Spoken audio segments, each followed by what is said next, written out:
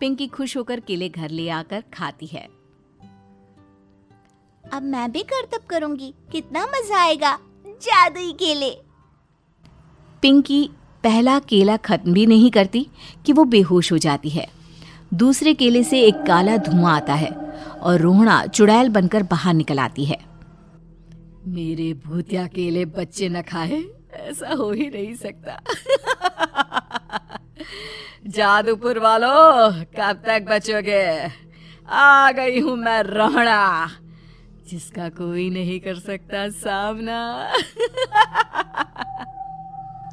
रोहना पिंकी को गोद में उठाकर काले धुएं में कहीं गायब हो जाती है। शाम के वक्त नत्थू घर लौटता है और पिंकी को घर में ना पाकर उसकी माँ से कहता है, माँ पिंकी कहाँ है? अरे बेटा, उसे तो तू सुबह करतब दिखाने ले गया था ना, फिर कहाँ वापस आए तुम दोनों? मुझे लगा तू उसे अपने साथ मंडी ले गया होगा। हे भगवान, मेरी बच्ची कहाँ गई? मैं उसे घर ही तो छोड़कर गया था माँ। नत्थू गांव के घर कोने में अपनी बेटी को ढूंढता है, पर उसे वो कहीं नहीं मिलती। परेशान होकर आखिर रो रो कर नत्थू हिम्मत हार कर घर लौट आता है।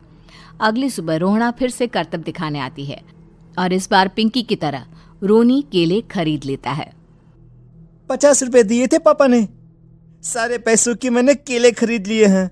अब मैं भी आंटी की तरह ही करतबबाज बन जाऊंगा। यही सोचते हुए रोनी केले खाता है और पहला अकेला केला आधा खत्म भी नहीं करता कि चुड़ैल उसके सामने आ जाती है। मेरे साथ चलने का समय आ गया है रोनी। ये तो बस शुरुआत है। अब इस गांव के सारे बच्चे धीरे धीरे मेरे कब्जे में होंगे, एक बच्चा भी नहीं बचेगा। ये कहकर रोनी को गोद में लेकर काले धुएं में अदृश्य हो जाती है। इसके बाद हर रोज गांव में से कोई ना कोई बच्चा गायब होता, पर ऐसा क्यों हो रहा है किसी को भी समझ में नहीं आ पा रहा था। रोज की तरह अपनी बेटी पिंकी की तलाश में नत्थू गांव के एक तालाब के पास बैठा रो रहा था। कहाँ गई मेरी पिंकी? शकुंतला के जाने के बाद एक वही तो मेरा सहारा थी। अरे उसकी आत्मा कोस रही होगी मुझे कि मैं अपनी बच्ची को संभाल भी नहीं पाया। नत्थू ये कहता हुआ रो ही रहा था कि तभी तालाब में से उसे शकुंतला की आवाज सुनाई देती है। कहाँ थी तुम शकुंतला? हमारी बच्ची और सारे गायब हुए बच्चे रोहना के कब्जे में हैं। वो बच्चों को जो केले देती है उससे बच्चे बेहोश हो जाते हैं और उसके कब्जे में आ जाते हैं और वो उन्हें ले जाकर काली दुनिया में ले जाती है। पर वो ऐसा क्यों कर रही है? ये मैं नहीं जानती, पर उस दुनिया का रास्ता मैं आपको बता सकती हूँ।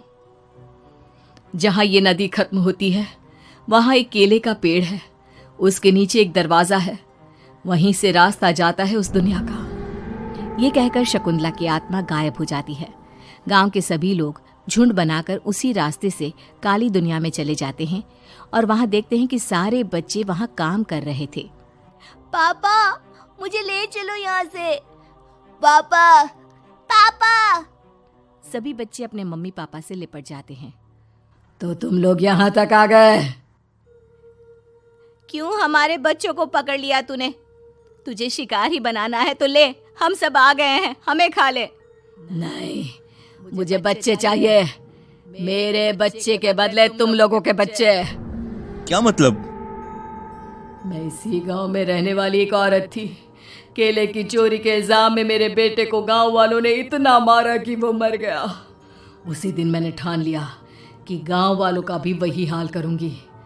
कुछ दिन बाद बेटे के चले जाने के दुख में मैं भी मर गई और मेरी भटकती आत्मा एक चुड़ैल बन गई और फिर मैंने बदला लिया तुम सबके बच्चे छीनकर।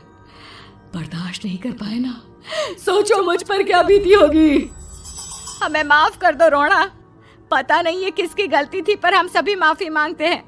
हमारी खुशियां लौटा दो, तुम भी तो एक माँ हो। गांव वालों की बात सुनकर रोहना का मन पिघल जाता है और वो बच्चों को छोड़ देती है।